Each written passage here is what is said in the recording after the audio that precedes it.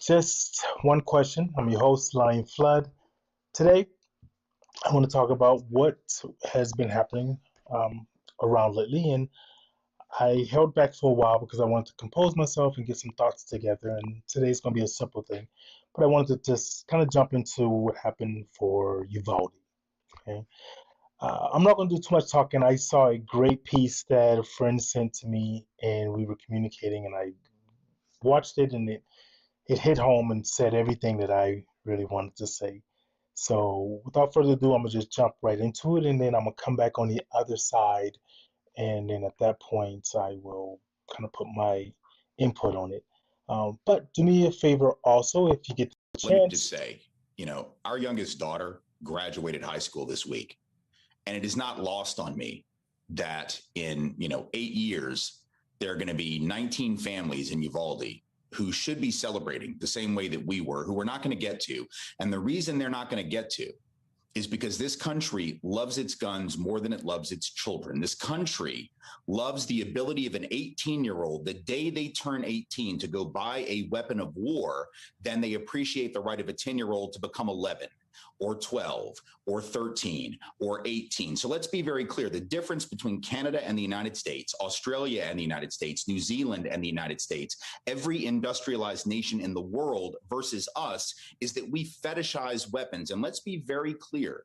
The historical precedent for that, the reason that we are so obsessed with guns and personal gun ownership going back to the Second Amendment, is because the founders were so afraid that Black people were going to rebel against enslavement, that indigenous people were going to rebel against being pushed off their land and killed and removed, that we wanted to make sure white men could have all the guns that they could possibly possess in order to put down the rebellions of the dangerous racial other. And so the irony is that we now have an incredibly dangerous country for everybody's babies, white babies, Black babies, brown babies, everybody's babies, because white men a couple hundred years ago decided we needed to have all the weapons that we could possibly have and enshrine that in the Constitution to defend against those people. And the irony is that now white folks, white children, white families, just as endangered. We buy all these weapons. In the wake of Obama's election, there was a big upsurge in weapons because folks were, Black dude's the president and they're going to come take our guns. After Ferguson, when Mike Brown was killed, the Ferguson uprising,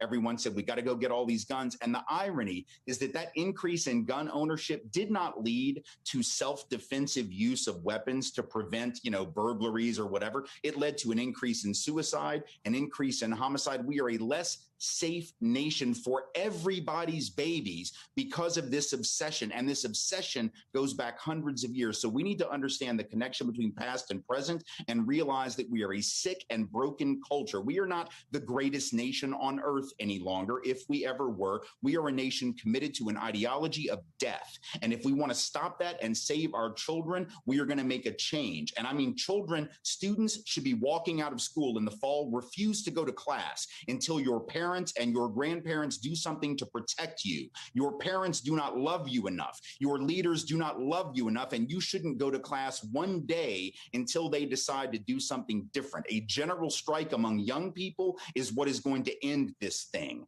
And it may be the only thing that does that. To do something different. A general strike Wow. among young So, people is what is going um, to end this thing. And it jumping may right be the back into only thing this, that does that. I have to say it's very powerful. And please join right in. If you have any comments, jump right into it. But I want to touch basically onto something that he really hit home with. If you have any comments, jump right into it. But I want to. So let me mute that. All right. Um, he spoke of one of the thing about some of the young kids, doing something about it. I'm not gonna get into gun rights and everything like that. I have my personal feelings on that, but I just want to talk about just this. I believe that is very true. It's one thing that I always have said is the people have power. We just don't know how to use it together and unite it. Prime example, history showed us when people did the bus strike, they continuously did it and they did it together. They came together and said, you wanted to treat us this way, so we will not give you our money and ride your buses. And the bus companies thought, hey, they'll get over it in a few weeks. And it went on for months and then years, and then they finally said, we're losing too much money. And I'm sure it was hard, but that made change. So we want to make change. You have the power to make a company adjust their policies for what you want. Stop buying it. If they lose enough money, they'll listen to you. But then that comes with us having to come together to do it. These young kids don't go to school. As a suggestion, believe it. Strike school. They'll lose enough money, and they'll say, well, what if we fail? They're not going to fail all of you. If enough people to say we're not going to school, what are you going to do? The kids are the future. Are you going to fail all of them? You're going to lose doctors, future teachers, so forth.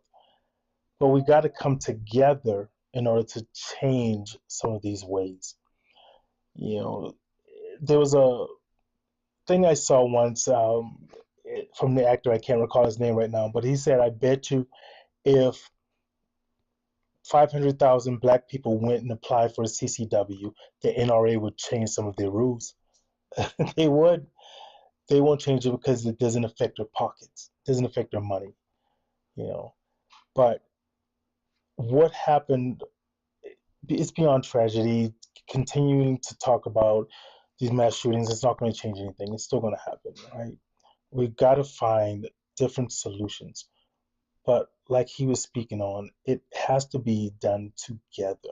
Why is this an issue, whether it's left, right, Republican, Democrat, no matter what? This is people's lives. This isn't political satire or something that needs to be spoken on. I'll go a little deeper for myself. I remember in college, I wrote one of my thesis on serial killers, and the vast majority, 97% of serial killers were white men. A couple of women sprinkled in, a couple of different races sprinkled in, but 97% of the serial killers were white. Yet, as I grew up, I was always told black culture is the worst thing ever. Black on black crime is what we always hear, right? Well, we see these mass shootings done at a higher percentage of rate by white young men, white people. Mental illness, they say. Mm, I guess you can kind of say that. But we get to the nitty gritty. Why is there no other races making these mass shootings like that? They're going through mental issues as well. He had a tough day. He was a disturbed young kid. Really, go to the hood, go to the ghetto. I'm sure you will see a lot of disturbed young black and brown children. Yet they're not growing up to go and shoot up schools for no reason. Sure, there's violence and all of that. The shootings, there's violence and killings, of course, but we see the mass shootings done by majority white people. Yet you go to those schools and you'll see metal detectors in those schools in the inner cities. Why is that? Why do you portray them as being so bad and going through issues? They go through the same mental issues that the mass shooting white children are going through. They're just not going and shooting up schools. They have access to those same amount of guns. They have access to obtain those guns, but they're not doing it. So we're talking about mental issues. Timmy and whomever else had mental issues. He had a problem with being bullied. I guarantee you, go to an inner city, there are several young children who are being bullied, and they're not going out committing mass violence. So I will go ahead and get ready to end this session, as this is actually a very tough subject and for me to kind of talk on, and I'm staying composed here. But I want to appreciate you all for taking the time and joining us again once more for one question with your host here, Lion Flood. And I thank you all for coming in. Until next time, always remember, just because you're being hustled doesn't mean it's a bad thing. Yes. Thank you guys.